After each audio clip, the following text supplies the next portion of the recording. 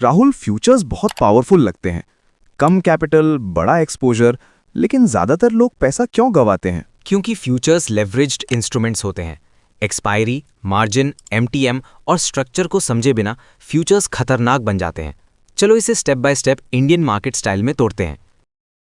Basic से शुरू करो। एक फ्यूचर कॉन्ट्रैक्ट एक कानूनी रूप से बाध्यकारी अग्रीमेंट होता है, खरीदने या बेचने का, किसी अंडरलाइंग एसेट का, एक तय कीमत पर एक तय भविष्य की तारीख को। भारत में फ्यूचर्स एनएसई जैसे एक्सचेंज पर ट्रेड होते हैं। आप ओनरशिप नहीं खरीदते, आप प्राइस मूवमेंट ट्रेड करते हो।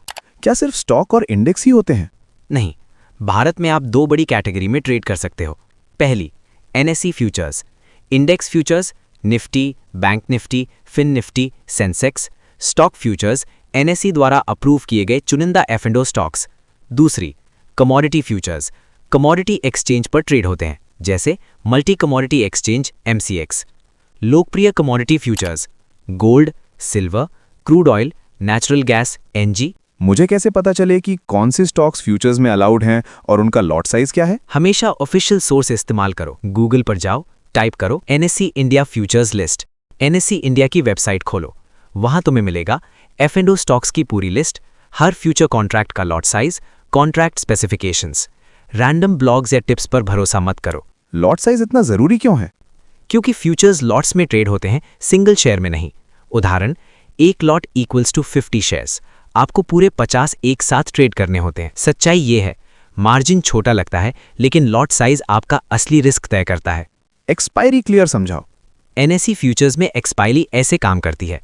फ्यूचर्स की एक्सपायरी महीने के आखिरी मंगलवार को होती है। अगर मंगलवार छुट्टी हो तो एक्सपायरी सोमवार को शिफ्ट हो जाती है। एक्सपायरी के बाद कॉन्ट्रैक्ट खत्म हो जाता है, पोजीशन क्लोज या रोल ओवर करनी होती है। फ्यूचर्स में पूरा पैसा क्यों नहीं देना पड़ता? क्योंकि फ्यूचर्स में लेवरेज होता है। आप इनिशियल मार्जिन देते हो, पूरा कॉन्ट्रैक्ट वैल्यू नहीं। इनिशियल मार्जिन में शामिल होता है span margin, exposure margin. Leverage profit और लॉस दोनों को बढ़ा देता है। ट्रेडर्स MTM से क्यों डरते हैं?